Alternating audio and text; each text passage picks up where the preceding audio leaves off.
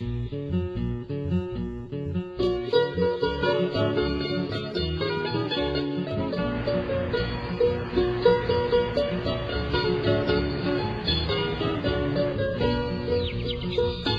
organizaciones sociales campesinas, indígenas y afrodescendientes del Ecuador, desde épocas de la conquista y la colonia, han sido relegadas y no han tenido acceso a los medios de producción. Prácticamente han sido obligadas a vivir al margen del Estado, cualquiera sea su tendencia ideológica. En muchos casos en pequeñas parcelas poco productivas, con salarios de miseria y sin la posibilidad de satisfacer sus necesidades básicas elementales. Está clarísimo, ¿no? La polarización que existe entre un grupo tan pequeño de terratenientes que ocupan una cantidad tan grande de tierra y un número tan grande de campesinos que están en este momento controlando una pequeñísima cantidad de tierra. Hay un montón de datos asimismo y de estudios que demuestran que la pequeña agricultura, por ejemplo, de pequeños campesinos, generan no solamente fuentes de trabajo, sino que son mucho más eficientes por unidad de superficie.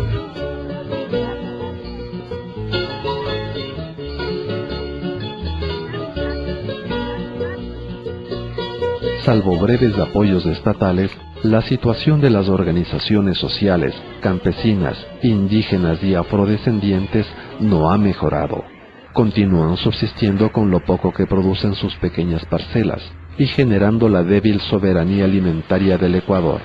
Es decir, no han pasado de ser un mero elemento decorativo de los discursos políticos durante épocas electorales.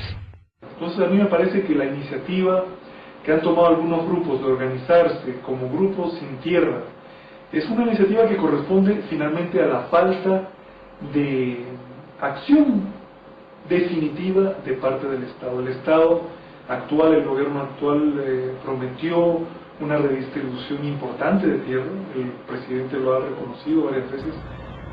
Yo entiendo que aquí hay una iniciativa donde se pretende llegar al Estado diciéndole: aquí están, estos son los mapas, aquí en este cantón, en esta parroquia existen tantas fincas, entonces ahora, ¿qué vas a hacer? Tú como Estado que me has dicho que sí, que estás dispuesto a redistribuir las tierras.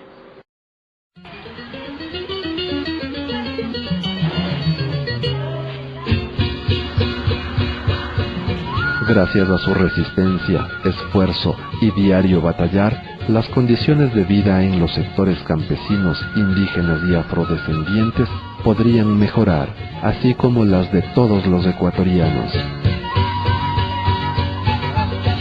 Los principales medios de producción a los que las organizaciones campesinas e indígenas del país esperan tener acceso son la tierra y el agua, de acuerdo a lo establecido en los artículos 281 y 282 de la Constitución vigente.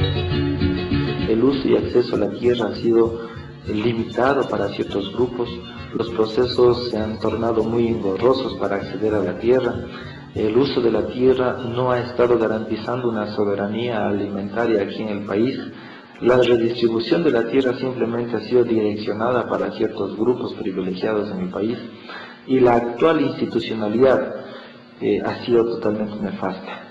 ¿Para quién la tierra? Lógico, la Ley Orgánica del Régimen de Soberanía Alimentaria establece para quién la tierra con mucha claridad, y dice la ley en el artículo 6 que es para el pequeño campesino, para las mujeres productoras, jefas de familia, para esos dos grupos significativos históricos que de una u otra manera han sido excluidos, han sido marginados.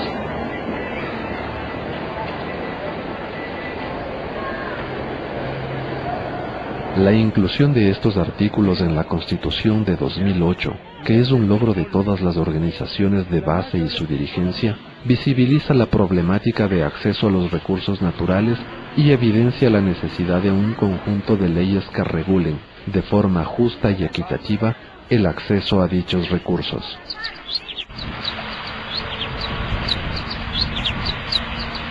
El Ecuador ha definido en su Constitución la necesidad de una política redistributiva. El artículo 282 de la Constitución habla de la necesidad de una ley en la cual se defina y se prohíba el latifundio y la concentración de la tierra. Hay un status quo que sostiene una enorme concentración de la tierra. Apenas el 0.6% de los propietarios de tierra privados tienen el control y la propiedad sobre el 16% de la tierra. Por otro lado, los pequeños propietarios, menos de 5 hectáreas, que son el 60% de las unidades productivas, tienen a su acceso apenas el 6% del total de la tierra. Dentro del entramado legal necesario para materializar las aspiraciones de los sectores campesinos, indígenas y afrodescendientes, al momento se pueden notar los siguientes logros: la construcción de la Ley Orgánica de Régimen y Soberanía Alimentaria, LORSA, y el establecimiento de la Conferencia Plurinacional e Intercultural de Soberanía Alimentaria, COPISA, componentes encargados de proponer y ejecutar un reordenamiento del sector agrario en todo el país, a través de la elaboración incluyente, participativa y consensuada con las organizaciones de base de 8 proyectos de ley, siendo el principal la Ley de Tierras. A nivel del Pleno de la Conferencia lo hemos decidido debatir o construir, iniciar por la primera ley, que es la Ley de Tierras, Territorios y Comunas, puesto que desde los diferentes sectores también existen las expectativas en la elaboración de la presente ley. Al momento, la conferencia ha desarrollado por lo menos 18 talleres a nivel del país, en donde se ha hecho este círculo con la finalidad de recoger criterios para la construcción del proyecto de Ley de Tierras, Territorios y Comunas. Yo creo que nosotros estamos al mandato de las organizaciones y los sectores de la sociedad civil, en donde nosotros lo único que queríamos es responder a la iniciativa de las organizaciones. Si ellos lo quieren llevar adelante mediante iniciativa popular, nosotros apoyaremos ese proceso.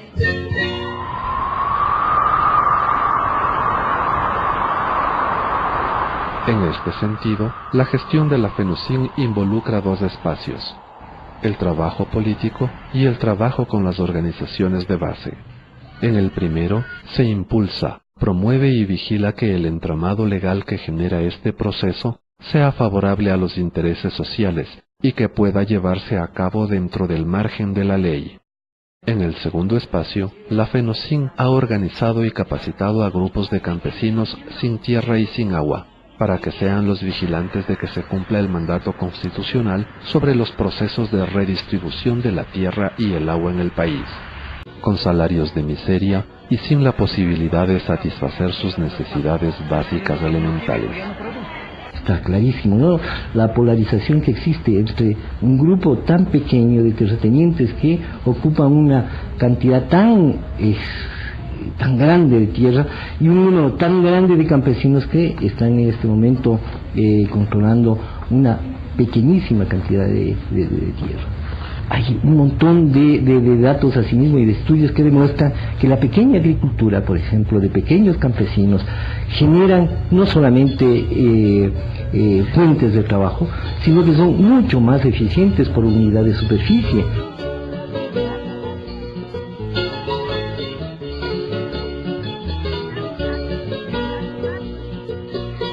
Salvo breves apoyos estatales, la situación de las organizaciones sociales, campesinas, indígenas y afrodescendientes no ha mejorado. Continúan subsistiendo con lo poco que producen sus pequeñas parcelas y generando la débil soberanía alimentaria del Ecuador. Es decir, no han pasado de ser un mero elemento decorativo de los discursos 2008, que es un logro de todas las organizaciones de base y su dirigencia, visibiliza la problemática de acceso a los recursos naturales y evidencia la necesidad de un conjunto de leyes que regulen, de forma justa y equitativa, el acceso a dichos recursos.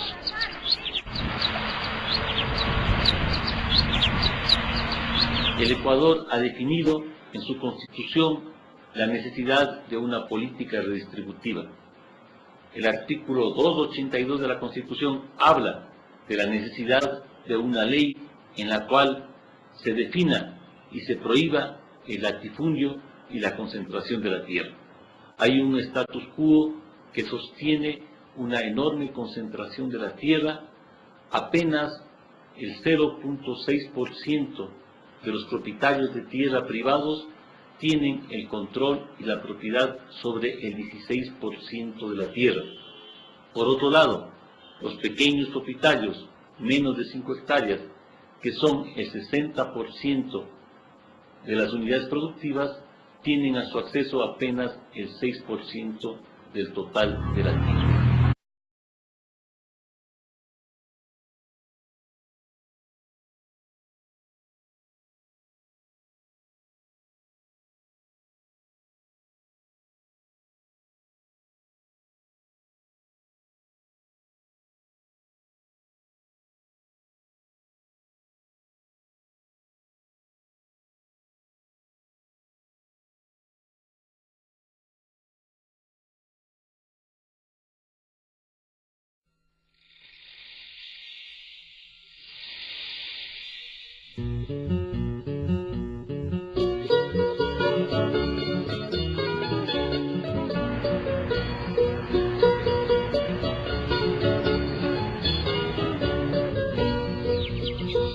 Las organizaciones sociales campesinas, indígenas y afrodescendientes del Ecuador, desde épocas de la conquista y la colonia, han sido relegadas y no han tenido acceso a los medios de producción. Prácticamente han sido obligadas a vivir al margen del Estado, cualquiera sea su tendencia ideológica. En muchos casos en pequeñas parcelas poco productivas, medios de producción a los que las organizaciones campesinas e indígenas del país esperan tener acceso son la tierra y el agua, de acuerdo a lo establecido en los artículos 281 y 282 de la Constitución vigente. El uso y acceso a la tierra ha sido limitado para ciertos grupos, los procesos se han tornado muy engorrosos para acceder a la tierra. El uso de la tierra no ha estado garantizando una soberanía alimentaria aquí en el país. La redistribución de la tierra simplemente ha sido direccionada para ciertos grupos privilegiados en el país y la actual institucionalidad ha sido totalmente nefasta. ¿Para quién la tierra? Lógico, la Ley Orgánica del Régimen de Soberanía Alimentaria establece para quién la tierra con mucha claridad y dice la ley en el artículo 6 que es para el pequeño campesino, para las mujeres productoras, jefas de familia, para estos dos grupos significativos históricos que de una u otra manera han sido excluidos, han sido marginados.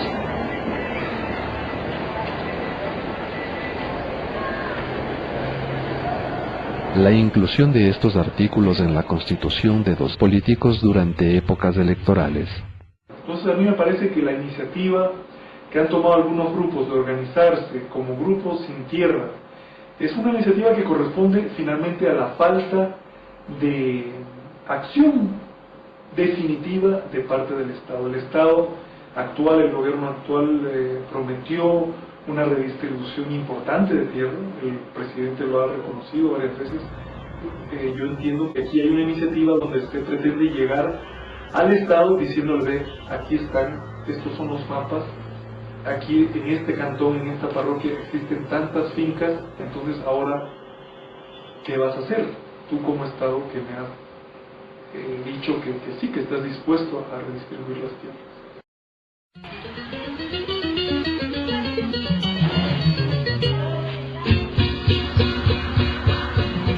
Gracias a su resistencia, esfuerzo y diario batallar, las condiciones de vida en los sectores campesinos, indígenas y afrodescendientes podrían mejorar, así como las de todos los ecuatorianos. Los principales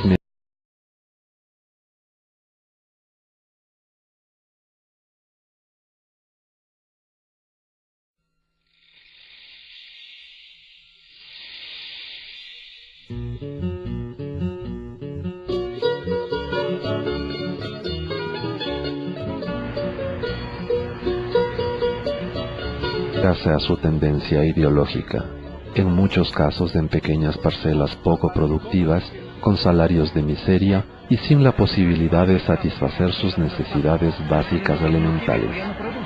está clarísimo, ¿no? La polarización que existe entre un grupo tan pequeño de terratenientes que ocupan una cantidad tan grande de tierra y un número tan grande de campesinos que están en este momento controlando una pequeñísima cantidad de tierra. Hay un montón de datos asimismo y de estudios que demuestran que la pequeña agricultura, por ejemplo, de pequeños campesinos, generan no solamente fuentes de trabajo, sino que son muy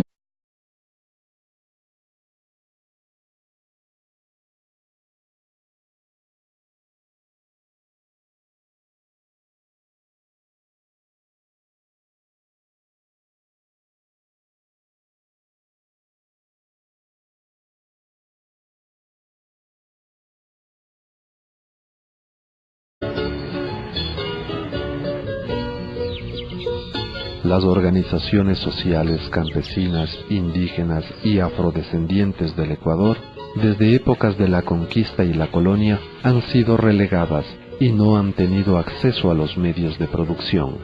Prácticamente han sido obligadas a vivir al margen del Estado. Cualquier